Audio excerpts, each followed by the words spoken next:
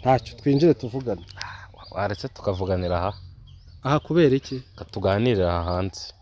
Okay, ibindi rero naga wende mu nzu abashaka kuba ari hatoya tutakwirwamo twese. Iwanjye mu nzu wanjye ntabwo hazi. Yego ntabwo ndinjiramo.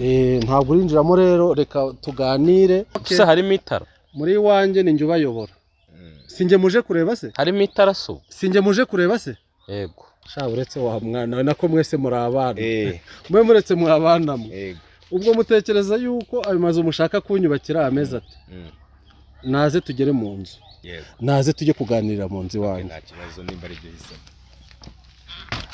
Injira nta. Kufite ikibazo cyo kwinjira. Ntabwo njya nkunda kuganira n'abantu hanze. Hanze mbo aha ni wanjye. Niho nkorera.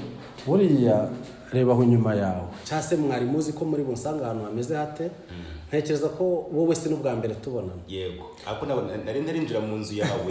Nayiboneraga hanze mbona hari habarinzi nkabona kuri ariko turatunguwe no kwinjira tugasanga nyine imbere na ahantu hari hameze ni nk'umujyi ubwaho, harimo umujyi wubatsemo ubwaho, ariko urebeye inyuma ni akagonyi, ni akazu nyine karaho k'amafuti nyine ntabwo byumvikana. Mbona ari hanze mbona mu nzu hasa neza.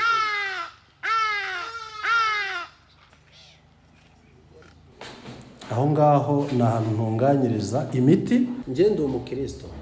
Nizera ko ndimo umugenzi ujya mu ijuru. Rero ntabwo ndi umupfumu kuko nge nkoresha ibintu bine kandi Imana yashyizeho. Icya mbere Imana yashyizeho ibimera. Nge nkoresha ibimera ari byo byatsi. Abashobora gukoresha imizi yabyo cyangwa abashobora gukoresha umutima wacyo cyangwa abashobora gukoresha amababi yacyo cyangwa abashobora gukoresha ibishishwa byacyo cyangwa abashobora gukoresha imbuto z'ibimera. Icyo ni icya mbere, nkoresha ibimera. Ikindi cya kabiri nkoresha ni inyamaswa. Imana yaduhaye inyamaswa kugira ngo zidutunge. Ishyiraho n'ibice bifite agaciro cyangwa umumaro kurusha ibindi. Rero hari igihe biba ngombwa ko mu buvuzi bwanjye nkoresha inyamaswa. Icya gatatu nkoresha ni ubutaka. Icya kane nkoresha ni amazi. Yamfashije ikintu gikomeye cyane. Twaravuganye, navuye hano mu Rwanda njyana na madamu muri Amerika. Ariko tuza kugerayo tubanza kugira utuntu tw'utubazo. Tangira nyine imyitwarire yari afite hano mu Rwanda, ugezeyo irahinduka, atangira kujya ajya mu bazungu, ibintu nyine byo kujya mu bagabo cyane. Ubwo tumaze kubyara biza kuba ngombwa yuko nyine dutandukana. Iyo mfite ifoto yawe nkagira n'amazina yawe wowe mba ngufite. Mba mfite wowe ntibeshya.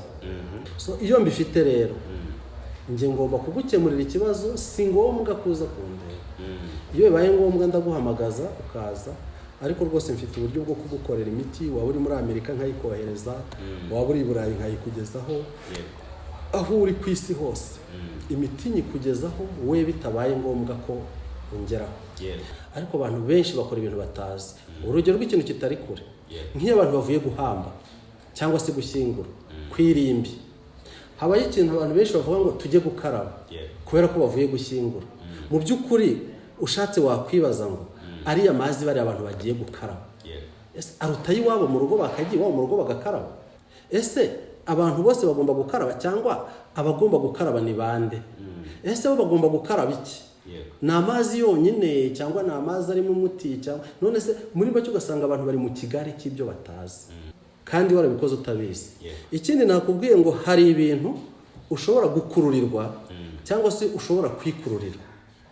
Urugero, ushobora kuba ufite umugore cyangwa se ufite umugabo akagenda akaryamana n'undi mugabo hirya cyangwa se akaryamana n'undi mugore hirya, kandi uwo muntu bagiye gukorana ya raporo sexuelle ni umunyamyaka cyangwa se afite ibibazo muri we. Noneho mu kugira ibibazo muri we akazana cya kintu abanyarwanda bita imikoshi. Akaza niba ari umugabo yashyika mu rugo akaryamana n'umugore we, yamara kuryamana n'umugore we bwacya mu gitondo cyangwa se bwanakwira bagateka ibiryo bakagaburira abana, tayari ya mikoshi yose ikabiraje yinjiye mu rugo. Icyo ni icya mbere. Icya kabiri, ibya kabiri tuvura amarozi y'ubwoko bwose. Namara kumusuzuma ngasanga umurozi umuroga baraturanye. Mu by'ukuri nimuha umuti w'uburozi nkagenda wamuroza ahita yongera gusubizamo ubundi igihe nagiye. Ariko nagusuzumye nkabona wamuroza ukuroga. Ngiye cyambere nkora mbanza kunetraliza, reka mvuge wenda nubwo turi kuvuga ikinyarwanda reka nkoreshe icyo gifaransa, neutraliza bwa burozi murimo aho buturuka, kugira ngo niba bamuha ubundi bujyanye na bwa bundi bwe kugira icyo bumutwara. Icya kabiri, iyo maze kunetraliza ingufu z'uburozi afite, nkoresha ibishoboka byose kugira ngo bwa wundi afite mbumukuremo. Icya gatatu, iyo nakuvanyemo uburozi bukurimo, bitewe nuko mba nakoze icyo bita kugutsirika, nkoresheje imiti, nta wundi muntu ushobora kuza kukuroga. Yabana iyi kontake ni yawe. Iriya modoka nazanye hariya ni yawe, warakoze cyane. Sinabona uburyo ngushimiramo, ariko ndakeka nje ngushimire. Muze birahagije. Nje ngushimire. Birenzeho Imana izabiguhe. Kontake kabura yimuhaye. Nje ngushimire. Mu gusubirayo turatega akamoto. Bona ngaha turahageze rero. Kwa muganga. Mwiriwe? Abamo hano se? Ngaha atuye. Mwiriwe neza? Yego, njye nitwa Cedric, ndi umunyamakuru. Uyu mugabo turi kumwe yaturutse muri Amerika, yaraje gusura muganga, bari bafitanye rendezvous uyu munsi. Sinzi nimba wenda uyu munsi yaba hari cyangwa se mwamutobereza mukamubwira ko hari umuntu witwa Paul uvuye muri Amerika umushaka, arahita abimenya. Reka tumubaze. Murakoze. Mbona hagucanze se watunguwe. Watunguwe tumwubakira inzu pe. Ahantu mana. Yibera mu ishyamba kabisa. Ni mu ishyamba ni mu bisiga. Akira telefone ya. Yes, Monsieur Paul. Yes. Urakomeye. Murakomeye cyane. Iminsi myinshi. Najyaga nkubona ko mfite ifoto ndahamugejeje rero. Umunyamakuru mwiza nkunda. Ndahamugejeje rero. Yavuze ati amakuru y'iminsi nze nkusure nyuma ngo ibyo mukoreye bitandukanye. Nasanzwe. Ntacyo twinjire tuvugana. Waretse tukavuganira aha. Aha kubera iki? Katuganirira aha hanze. Umugabo wenda ntakuragoye. Nari mvuze ngo tuzanye wenda urazi ko ntago duherukana kuganira n'abantu baragukumbuye. Byibuze ukama nk'iminota nk'itanu tukagana utuntu dukeya nkahita njye nigendera. Paul aturutse muri Amerika. Yego. Aje kundera n'ubundi gutwe dufitanye gahunda twavugana. Yego, ariko unyemereye ukama iki kiganiro. Nizere ko n'abahungu banje batabaruhije. Okay, ibindi rero naga wende munzi abashaka kuba ari hatoya tutakwirwamo twese. Iwanje munzi wanje ntabwo hazi. Yego, ntabwo ndinjiramo. Ntabwo urinjiramo rero, reka tuganire namumuze wenda cyangwa se wenda wonkeneye cyane ni Paul. Tuganire hanze se byagiza kurushaho. Ntabwo njye ndumva byaba ari akarusho kurenza kwinjiramo hano. Ikibazo ufite ni iki? Ikibazo ufite cyo kwinjira hano ni iki? Nyine ko twavuga ati wenda ko mbona hasa hari atatakwirwamo. Se harimo itara. Muri wanje ni njye ubayobora. Sinjye muje kureba se? Harimo itara so. Sinjye muje kureba se? Yego. Mbere ko twinjira kankubwiye n'inkuru nziza Paul akibona aho utuye ngo ni neza wamukoreye, sinzi nimba ndekeneraga ahise ambwira ati ntago muganga ya munzi imeze gutya ngomba kumwubakira inzu kandi nziza. Sha uretse wa mwana we nako mwese muri abana. Mwe muretse muri abana mu. Yego. Ubwo mutekereza yuko ayo mazu mushaka kunyubakira ameza ati. Naze tugere mu nzu.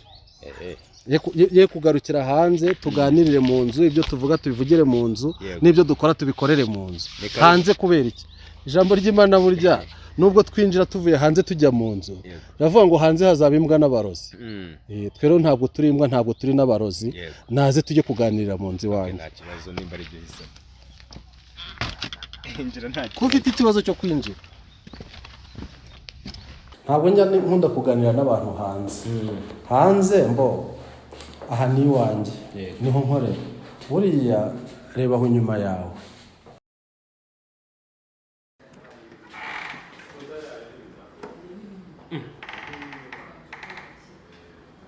Ni gute se hanze hasa gutya nabona mu nzara y'eza gutya. Tangajwe n'iki se?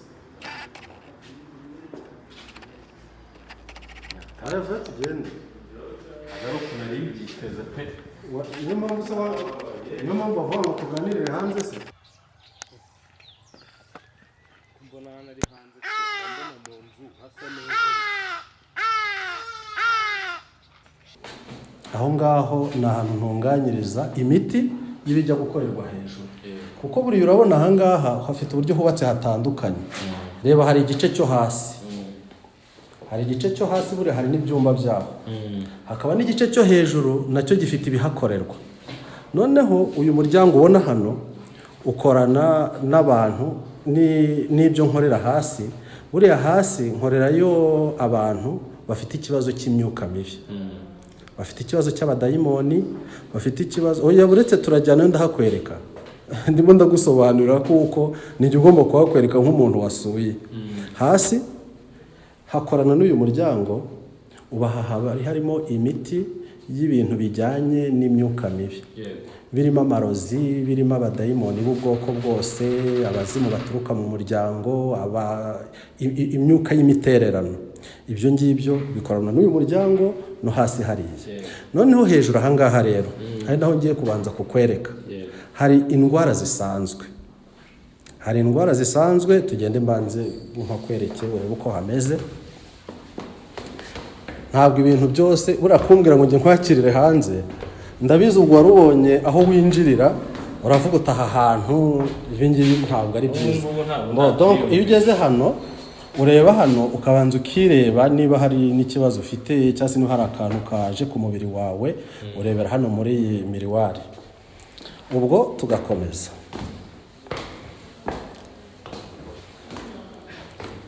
Utunguwe pe. Utunguwe n'iki?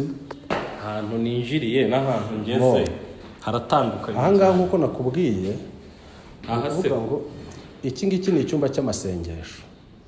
Kuko ndi umukristo. Iki ngiki ni icyumba cy'amasengesho. Gusenga rya rugo igihe bibaye ngombwa, kandi nta munsi ntashobora gufata isaha yo gusenga, kuko ibyo nkora byose tukiri aha ngaha mbikubwire. Iyo uzanye ibihabanye n'iby'Imana, ndakubwira ati tonde, kuko nzi ko Imana ariyo ishobora byose.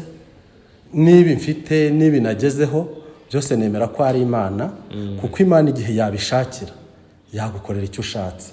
Hagati aho rero, mbere yo kugira ibindi nkora na mbere yo kugira ibindi ninjiramo, ndaza nkabanza nkinjira hano mu cyumba cy'amasengesho, ngasenga, ngashimira Imana ibyo yagejejeho, nkayisaba kugira ngo mfashe n'ibiri imbere, kuko ibyo ngiye gukora byose n'ibyo nagezeho nemera ko Imana, kuko iyo ibishaka yakaba yaramvanye mu mwuka, ariko nemera ko Imana ariyo muyobozi wanjye.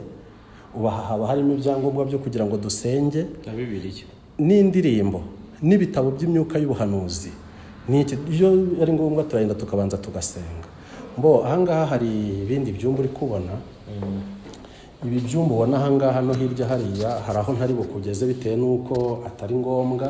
Hakorerwamo icyaho rero niho hateye amatsiko. Aho ngaho haba harimo imiti ifite ibintu ijyanye nabyo. Si ngombwa ko tujya kure, tugende nkwereke no hasi hariya. Hamwe wambwiye ko havurirwa abantu bafite imyuka mibi. Imyuka mibi. Aho ngaho wihore. Aho ntujyane. Si ngombwa rero ubwo. Niba udashaka kujyayo, reka tugende twicare tuganire. Ariko ibyo kuvuga ngo twicare hanze tuganirire hanze, ntabwo njya nicara hanze. Gusa nyine byantunguye kubona ahantu ninjiye, ukuntu hasa n'ahantu nisanze. Karibu rero hano ubaye wikwitegereza cyane, ndabona sinzi. Karibu mu rugo. Wifuza ko tuganirira hanze, ariko ntawe njyanganira n'abantu hanze. Ngira ngo nabikubwira. Nkurikije uko ndi kubibona ameze nk'umuntu watunguwe cyane, ariko nawe ndaza kubaza rwibasira nka muganga mubaze ni twaje ahantu mu by'ukuri bigaragara ko ari ahantu ku ishyamba, mu kazu ka kera ka Kinyarwanda, ariko tugejejemo imbere turatungurwa tubona tugeze mu kindi gihugu. Ubundi ibi bintu wabisobanura gute cyangwa bishoboka gute? Igikuru nuko aho mwari muje mwahageze. Nicyo cya mbere. Aho mwari muje mwahageze, uwo mwari muje gushaka mwambonye. Yego. Sinzi niba ikibazo mufite ari uko mwashakaga cyangwa se mwari muzi ko muri bunsanga ahantu hameze hate. Ntekereza ko wowe si n'ubwa mbere tubonana. Yego. Ako nari narinjira mu nzu yawe, nayiboneraga hanze, mbona hariho abarinzi, mpabona kuri, ariko turatunguwe no kwinjira tugasanga nyine imbere ni ahantu hari hameze ni nk'umujyi ubwaho, harimo umujyi wubatsemo ubwaho, ariko urebeye inyuma ni akagonyi, ni akazu nyine kari aho k'amafuti, nyine ntabwo byumvikana. Wadusobanurire tubyumve bitwumvishe. Biterwa n'imiteguro. Iyo wubatse inzu uyitegura uko ubishatse bijyanye n'uko uzayikoresha. Byumvikane ngo nta muntu ushobora kugutegurira inzu ngo ayigutegurire nk'uko ubishaka. Nge rero uko niko nashatse kuyitegura kandi niko nayiteguye. Ntabwo ari ngombwa ngo abari hanze babone iby'iwanjye. Baba babibona se baba babishinzwe. Nibibonwe n'uwo mbyeretse. Niyo mpamvu uyu mwana namwita umwana kuko aracyari mutoya. Uyu mu diaspora ni ukuvuga ngo nawe yari yagize ikibazo cyo kuvuga ngo ese aka kazu ndakinjiramo. Nyine nibibacange. Abari hanze bajya babona ko ari akazu. Abari hanze mujye mubona yuko abari hanze mujye mubona yuko wenda bidashoboka kwinjiramo, ariko nyuma yuko winjiramo ntabwo nsebye. Ntabwo wanjye hasebye. Byandenze ngewe ubu ngubu sindiyumvisha ko ahantu nicaye naho ninjiye uko inyuma hasaga n'ahantu nicaye ku hasi. Kuko sinzi ibintu wamukoreye akikubona yavuga ati kumbi ubaha ahantu ati ngomba kukubakira. Ariko agezemo imbere avuga ati ntibibaho. Ati ntabwo yari inzu ahubwo ni umuti. Yanzu ntabwo akikeneye. Ntabwo akikeneye kuko ahantu hateye ubwoba. Bigiye kubirebesha amaso yacu kubireba akabyizera biragoye. Ntabwo biteye ubwoba. Ntabwo biteye ubwoba pe. Kwinjira ahantu hameze nko mu abantu bari kuvuga ntibagire ikibazo, ni abantu bari hirya bari kwikorera ibyabo. Bafite abantu benshi ahangaha. Ubwo ro kumva amajwi y'abantu ntibibatera ikibazo. Bafite hirya bafite ibyo bibereyemo. Ko bafite abantu bari kuntegurira imiti, bafite abantu bari kuyifunga, bafite abantu bari kuyisekura, bafite abantu bari gukora icyo bita kuyitara no kuyitarura. Niyo gutera ikibazo reka bari mu byabo, natwe reka tuganire ibyacu.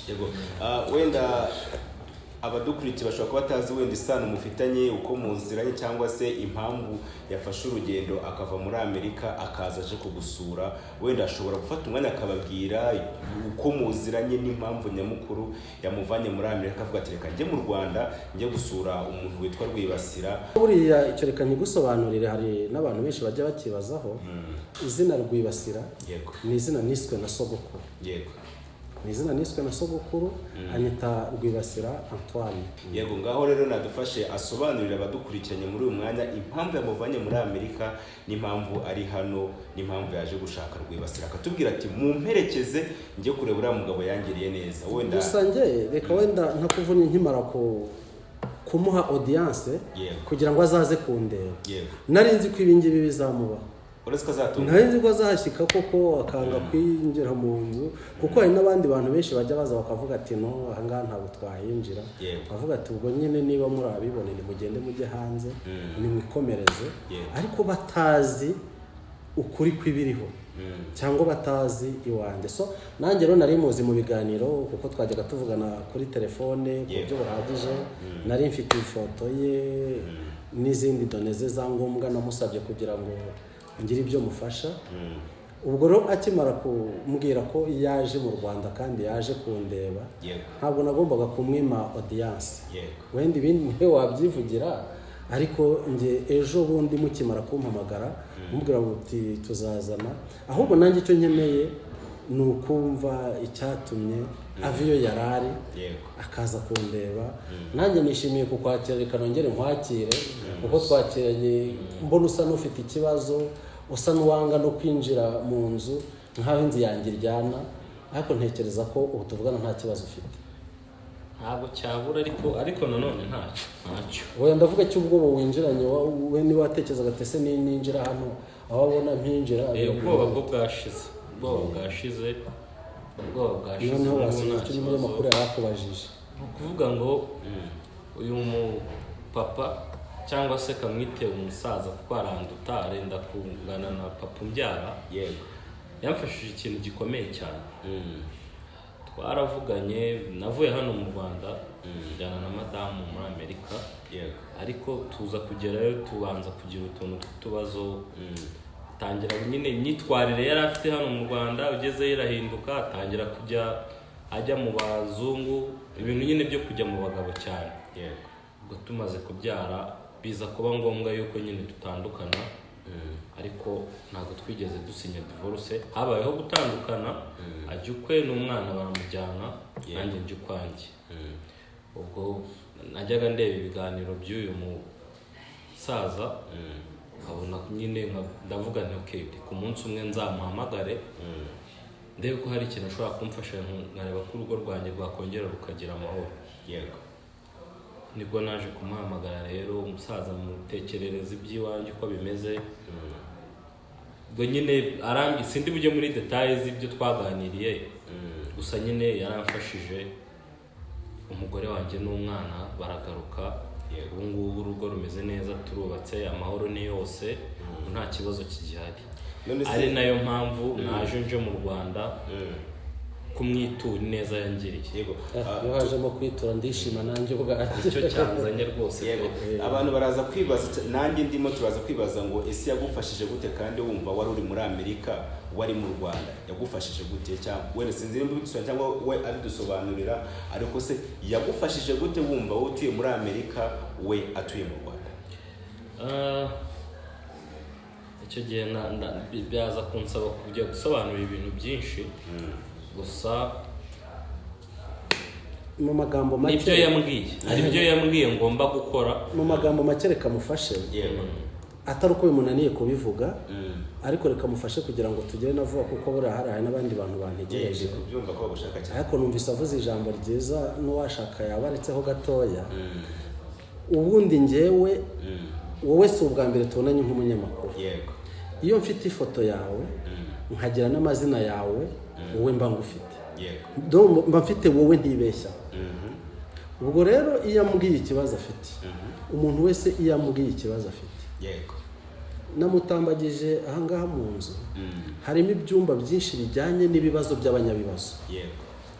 Ni ukuvuga ngo uko mba afite imiti, ni nako mba afite ibibazo n'ifoto n'amazina bya buri muntu. So iyo mbifite rero, njye ngomba kugukemurira ikibazo, si ngombwa kuza kundeba. Iyo bibaye ngombwa ndaguhamagaza ukaza, ariko rwose mfite uburyo bwo kugukorera imiti. Waba uri muri Amerika nkayikohereza, waba uri i Burayi nkayikugezaho, aho uri ku isi hose imiti nyikugezaho, we bitabaye ngombwa ko ungeraho. Rero nawe wenda sinzi impamvu ari gutinya kubivuga ku rubuga, ibyo yashakaga nabimukoreye, ndi aho ngomba kubikorera muri kimwe mu byumba namweretse. We yaguhaye ifoto ye n'amazina ye, ubundi uramufasha? Ntabwo ari ibyo gusa, byo icyumvikana, yampaye ifoto ye n'iy'umudamu we, yampa n'amazina ye n'ay'umudamu we, arangije yishyura ibyo namusabye kugira ngo mbashe kubona uburyo bwo kumukorera, kandi ndamukorera. Imana ishimwe, kuko buriya ni ibintu byinshi abantu bakora, ariko gushimirwa burya hashimira abantu bakeya. Gushimira nabyo ni ubutwari.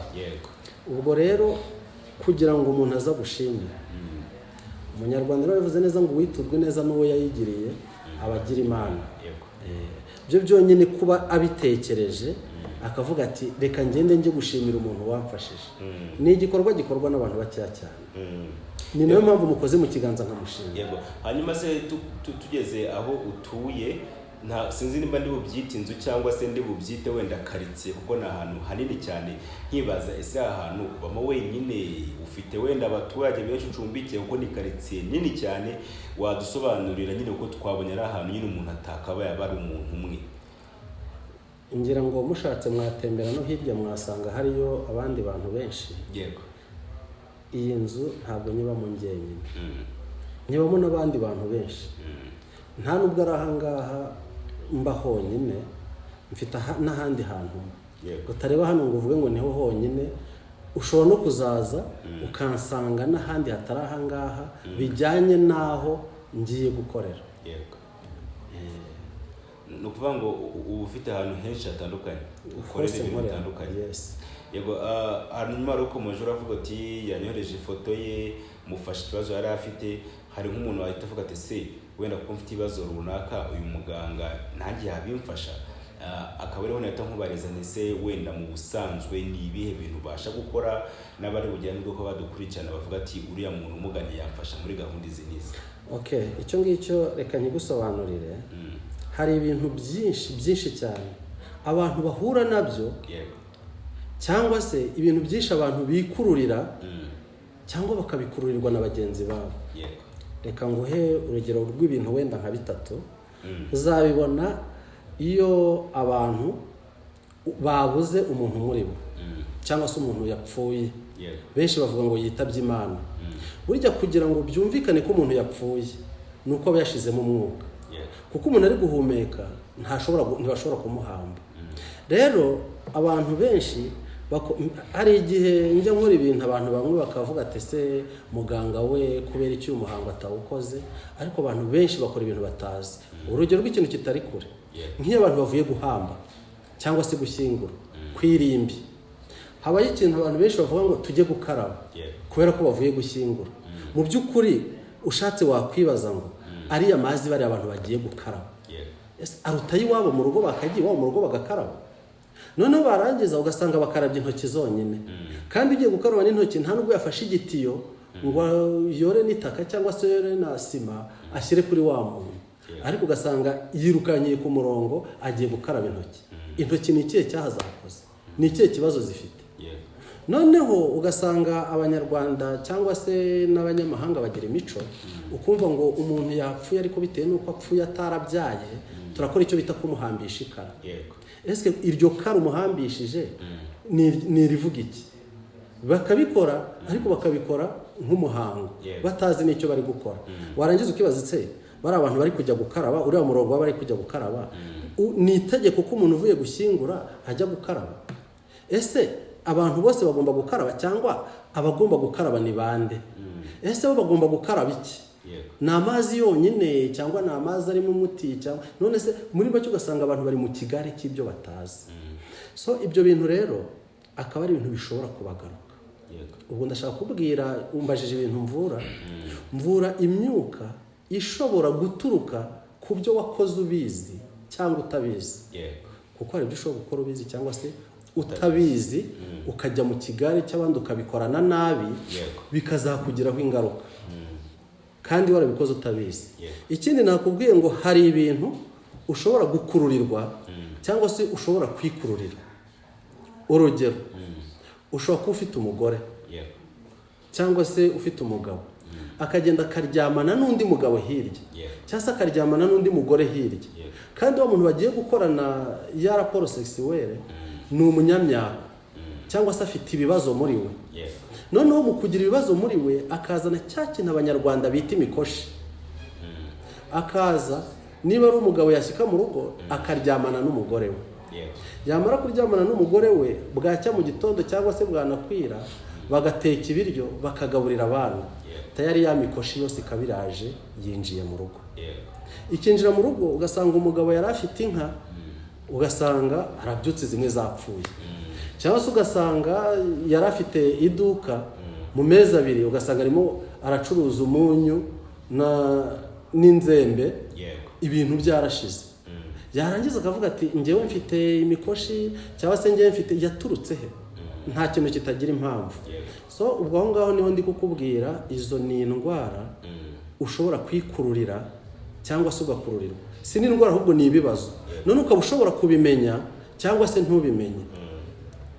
Ubwo icyo ngicyo ibibazo bituruka muri iyo mikoshi, ibibazo bituruka mu byo wakoze utabizi, ibyo ngibyo ni ibintu ngiye gusuzuma nabona nkagushakira insinzi yabyo.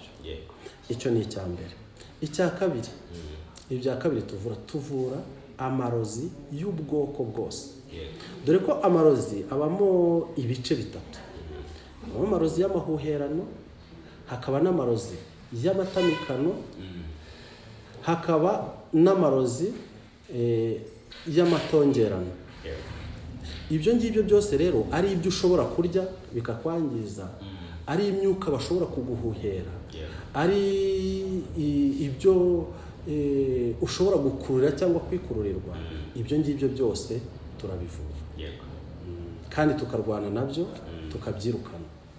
gusa icyo tutavura ni urupfu. Urupfu rwo ntabwo nakubwira ngo turaruvura. Ni ukuvuga ngo iyo umunsi wawe wageze gupfa urapfa, kuko muri twese ntawe uzuma nk'igiti ngo bamwase bamutekeshemo inkwi.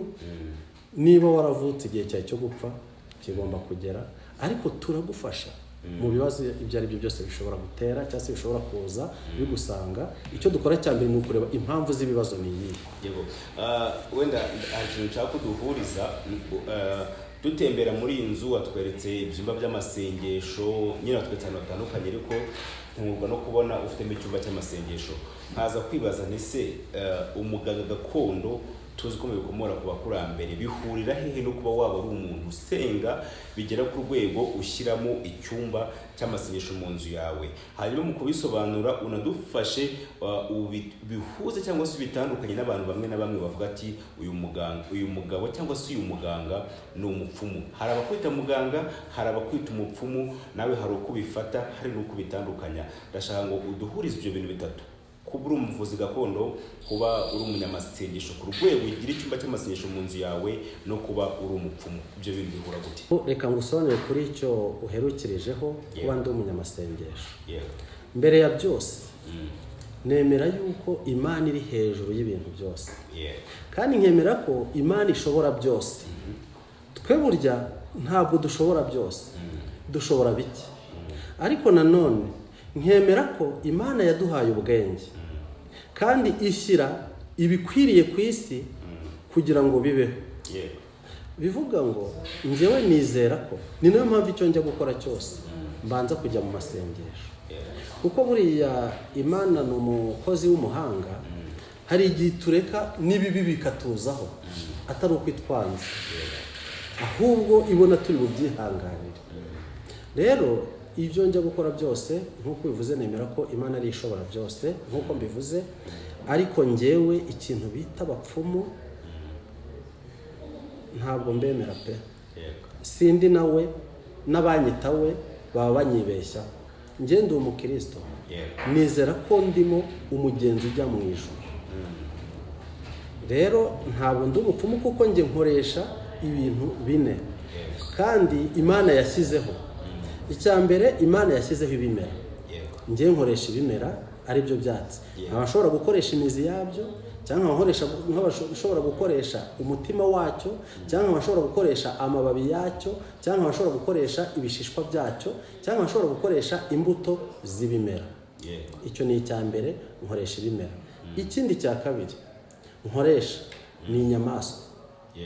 Imana yaduhaye inyamaswa kugira ngo zidutunge, ishyiraho n'ibice bifite agaciro cyangwa umumaro kurusha ibindi. Rero hari igihe biba ngombwa ko mu buvuzi bwanjye nkoresha inyamaswa. Icya gatatu nkoresha ni ubutaka. Icya kane nkoresha ni amazi. Buriya ntabwo ushobora kugira ikibazo ngo warwaye ikibyimba ubona ko abantu benshi kugira ngo bakivure ni uko bagisatura. No, ntabwo ushobora kuza ngo ikibyimba nkikumenere, ahubwo mfite imiti nshobora kuguha ituruka mu bimera, cyangwa se ituruka muri ibyo ngibyo nkubwiye, cya kibyimba kigakira. Ntabwo rero njya abapfumu mbemera, nta nubwo nemeranya nabo. Njye nkoresha ibyo ngibyo nkubwiye, kandi nkabikoresha ku buryo nabiteguye mu buryo bwa gikristo. Ntabwo ndi umupfumu rero, njye ndi umwizeramana. Ariko ugeze kuvuga, uravuga ngo umuntu aho yaba ari hose ku isi iyo ampaye ifoto ye n'amazina ye ndamuvura kandi ikibazo kigakemuka. Ese ibyo ntabwo ari ubupfumu? Ku buryo bubiri ndamusuzuma. Tandukanya gusuzuma no kuvura, kuko burangiye hari n'igihe rimwe na rimwe njya nshwana n'abantu baje ahangaha cyangwa se n'abasanze n'iwabo, ugasanga umuntu ngiye kumuvura, mbere ya byose nkabanza nkamusuzuma. Namara kumusuzuma ngasanga umurozi umuroga baraturanye. Mu by'ukuri nimuha umuti w'uburozi nkagenda, wa murozi ahita yongera gusubizamo ubundi igihe nagiye, nongere mfate igihe cyo kongera kugaruka. Mu by'ukuri nzahora mu nzira na wa murozi ahore mu nzira. Ariko iyo nagusuzumye nkabona wa murozi ukuroga, njye cya mbere nkora mbanza kunetraliza. Reka mvuge wenda nubwo turi kuvuga ikinyarwanda, reka nkoreshe icyo gifaransa. Neutraliza bwa burozi bumurimo aho buturuka, kugira ngo niba bamuha ubundi bujyanye na bwa bundi bwe kugira icyo bumutwara. Icya kabiri, iyo maze kunetraliza ingufu z'uburozi afite, nkoresha ibishoboka byose kugira ngo bwa wundi afite mbumukuremo. Ubwo kurogora bije ku nshuro ya kangahe? Ya kabiri. Nkabona kubumukuramo. Icya gatatu, iyo nakuvanyemo uburozi bukurimo, bitewe nuko mba nakoze icyo bita kugutsirika, nkoresheje imiti, nta wundi muntu ushobora kuza kukuroga. Ku kibazo warumbajije cyo kuvuga ngo ese ngo mvura abantu bari hanze gute, icyo nkora bari hanze si ukubavura, ahubwo ni ukubasuzuma. Ndabanza aho bari hanze nkavuga niba uyu muntu yaravuye mu Rwanda azi ko agiye gushaka imibereho myiza muri Amerika, yashyikaho ntibitungane, ni iyihe mpamvu? Ashobora kuba ari ibintu bituruka, buriya hari ikintu abantu bajya bibeshyaho cyane cyane binjire muri religiyo, ugasanga umuntu akubwira ati ngiye papa ni pasiteri, ngewe na sogokuru yewe yari umukozi w'Imana, ariko mu by'ukuri uzi ibisekuru byawe bine, ariko icya gatanu n'icya gatandatu babikubajije ntabwo ubizi. Kuba utabizi ntabwo uzi n'ibyo bakoraga, kandi igisekuru cyawe cya karindwi n'icya munani bishobora kugukurikirana bikakugiraho n'ingaruka. Ukaba se wakoresha iyo ubwo buhanga ukaba wabona n'ibisekuru by'umuntu, birashoboka no kugeza ku gisekuru cya 20 byose urabibona. Ngewe ndabibona, nkakubwira ati ushobora kuba wareba ahahiseho umuntu ukaba wamubwira wenda ibyamubayeho cyangwa se ibiri imbere. Yes, nkakubwira ati nubwo uri apotre, yego uri apotre, uri umukozi w'Imana, ariko ntabwo we wigeze uremwa, yego we warabyawe, kandi igisekuru cyawe cya 10 ntabwo ukizi. Imyuka ikurimo, imyuka uri gukoresha cyangwa se we uri kugukoresha iraturuka mu gisekuru cyawe cya gatandatu, kandi icyo cya gatandatu we ntunakizi. Ariko menya ko ntabwo wahanutse nk'ibuye ngo wikubite hasi. Menya ko na so wakubyaye ntiyahanutse nk'ibuye ngo yikubite hasi, ahubwo afite inkomoko. Za nkomoko rero nizo zidukurikirana. Aricyo cya kindi nakubwiye, umwana twamwimye ijambo ariko ihangane mbigusobanurire ngusobanurire ibyo mbajije. Ariko nawe nakumvira kandi twabiganiriye. Ariyo mpamvu nkubwira ngo ibyabaye bya kera, yego, nubwo ugendera mu Kigali ngo uri pasiteri, nubwo ugendera mu Kigali ngo uri apotre, uri revera, uri padiri, uri shehe, uri musenyeri, ibyuzi byake, hari ibyuzi bikagira aho bigarukira, ariko hari ibyo utazi. Kuba utabizi ntibivuga yuko bitabayeho. Ukoze isesengura, burya abantu b'abapadiri n'abahanga, ndabemera cyane. Impamvu mbemera, iyo mugiye gushyingiranwa muri umugore muri umusore n'umukobwa, babanza kubabaza ibisekuru. Burya utazi ibisekuru byawe nka 3 ntibishoboka. Ubwo niyo mpamvu ndi kukubwira ngo ikintu cya mbere nkora ngewe ni ugusuzuma. Nyuma yo gusuzuma nkakubwira ati ndakuvura, kuko njye ndakuvura nkaguha n'imiti ijyanye n'ibyo navanye muri consultation.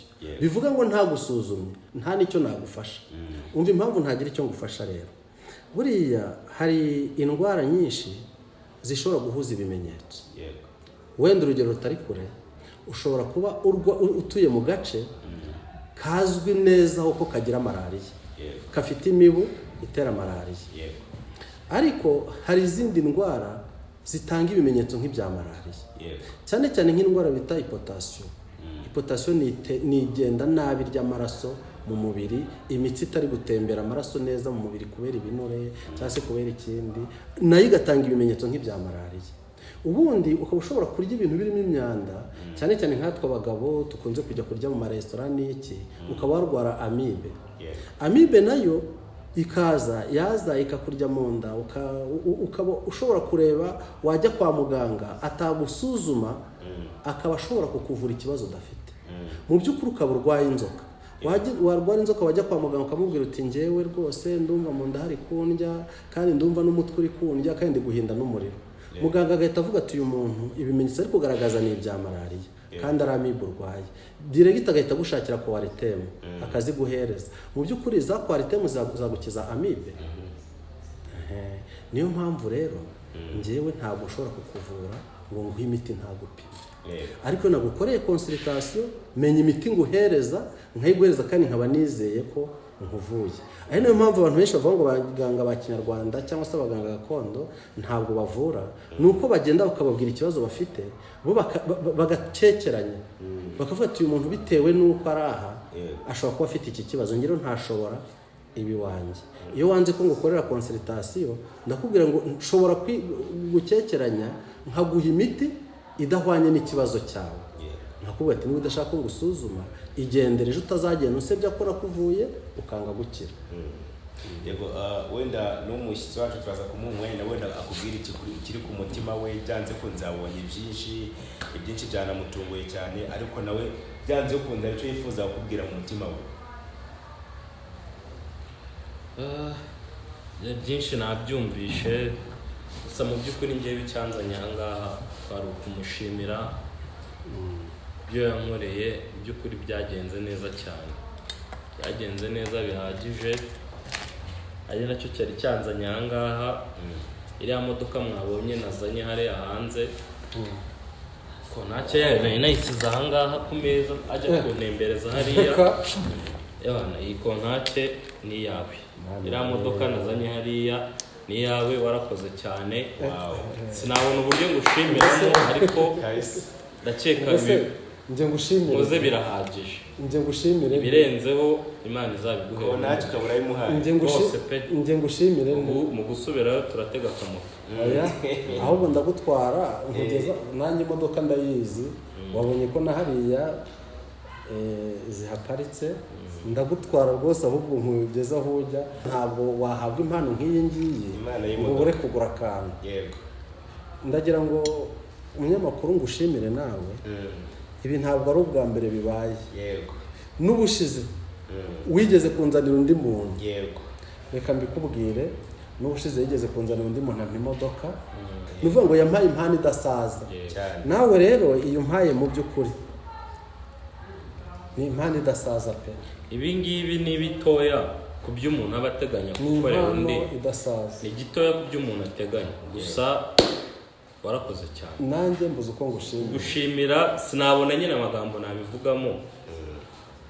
Byonyine ufata umwanya agafata indege akava muri Amerika ari waje gushaka, nase numva ko harimo ikintu gikomeye cyane, byanze ukunze mu mutima harimo ishimwe agushimira cyane. Ako se niba yari yateguye ibintu, niba yari yabikubwiye wowe ntabwo narinzi nk'umunyamakuru, ahubwo icyo numvise tukiri hanze nuko asavuga ati uyu muntu yaramfashije, nimba baha ahantu ngomba kumwubakira.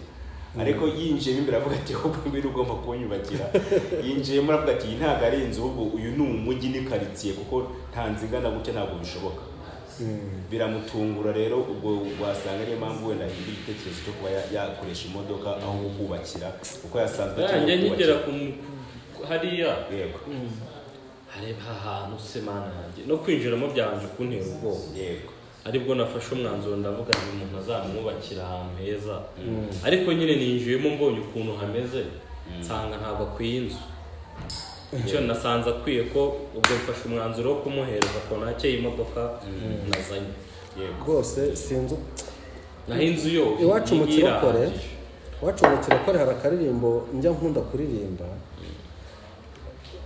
wenda reka ndirimbe akantu gato karavuga ngo wakoze ibikomeye sinzi uko nabivuga, sinzi uko nabivuga, sinzi uko nabivuga, wakoze ibikomeye sinzi uko nabivuga, wakoze ibikomeye. Ni Imana yakoze ibikomeye. Nanjye rero kuba impaye imodoka uko biri kose ni wowe uyimpaye, ariko hari Imana igukoresheje cyangwa se yagukoresheje, yakoze ibikomeye rero kandi iracyabikora. Iyo mana imwe yagukoresheje ujya kumfasha ikibazo cyanjye kigakemuka, ni nawe yangaruye aha ngaha ngo nanjye nze kugushima. Imana ahabwa icyubahiro. Ntabwo ndi gutinda hano, wenda ndumva mufite byinshi kuganira. Ngewe umumaro wanjye wari ukuhamugeza, abahuza mukaganira, wenda ngenda soza gahunda zanjye musigare muganira.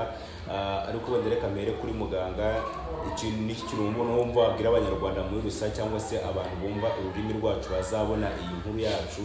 Hari bamwe bagipinga ubuvuzi gakondo, hari ababwemera, hari abashidikanya, ngo hari n'abagiye bahura n'ababyiyitirira bagahura n'abambuzi bakabahemukira. Abo bantu bose ni kintu wumva bababwira wenda babashe kubona wenda ibyo bagiye gukora bitandukanye. Icyo nababwira cya mbere ni uko unkeneye arambona kandi ku buryo bworoshye. Ushaka cyane ampamagara kuri nimero yanjye ni 078 59 40 5 6 ibasubiremo nta kibazo. 078 59 40 5 6 icyo gihe ushobora kumpamagara tukaganira ku buryo buhagije. Ziri kuri WhatsApp rwose. Yego, hanyuma wenda nsoza ngiye mu bareke musigaye muganira umushyitsi wacu ni cyumba kiri ku mutima we cyangwa se akurikije ibyo wamufashije ibyo wamukoreye ni ubuhe wamwumvageza ku bantu cyangwa se message yaha abantu bitewe nuko yabashije kubona muganga Rwibasira. Message nahereza abanyarwanda bari buze gukurikira ikiganiro. Yego, bitewe naho bari bari mu mahanga bari hano mu Rwanda. Icya mbere ndishimye. Sinishimye none narishimye ubwo muganga yamfashaga ikibazo cyanjye kigakemuka. Narishimye cyane, byanteye courage yo kuza kumushimira. Ubutumwa nagenera abanyarwanda bari buze gukurikira iki kiganiro cyangwa n'abazakireba bose nuko bagana muganga akabafasha. Kuko nanjye nabikoze ntabyizeye neza, nabyizeye maze kubona bimaze gutungana. Abanyarwanda rero bakurikiye iki kiganiro cyangwa n'abari mu mahanga aho waba uri hose, ndagushishikariza gukurikirana muganga. Ikibazo icyo ari cyo cyose waba ufite ugendeye ku byo yavuze yagufasha. Icyo nagushishikariza ni ukumukurikirana. Ibindi ni ukumushimira, warakoze cyane. Ibindi Imana izajyeho iguha umugisha. Ni ukuri nanjye buri buryo nishimye nako karimo sinzi uko nabivuga. Ndishimye kuko ni bake bashimirwa ibyo bakoze. Yego, hanyuma rero ngiye reka nsoze gahunda zanjye mbareke musiye muganira ariko sawa duha umwanya ukuye kuri kamera. Yego, ariko mu gusoza kwa ndumva nasaba dutashyira modoka. Ntabwo rwose nasiga tutayitashye, ndumva mwanyemerera tukagenda wenda niyo mwatwicazamo nyine tukereka byibuze abantu ko tuyitashye ukayiguha bimuvuye ku mutima. Icyifuzo cyanjye ubundi nkabasiga muganira ariko ndifuza ko twayigeraho tukayitaha. Tuzayireba, nanjye naje kumushimira kuko nanjye uko byagenda kose nzamushimira. Tuzayishyira kuri kamera uko ndamushimira. Muganyemerera tuyigereho tuyitahe nimba n'amazi tuyamenye ko reka twanayireba ariko nta kibazo n'undi anayikwereke wasanga ute n'utundi tuntu wenda tutari two mu Rwanda buri abantu babanze ntabamenya. Hanyuma yo ibyangombwa byayo nabyo bimushyikiriza ko nabyo biganira ahangaha. Rero reka twerekeze ku modoka. Murakoze, reka twagiye musigaye muganira.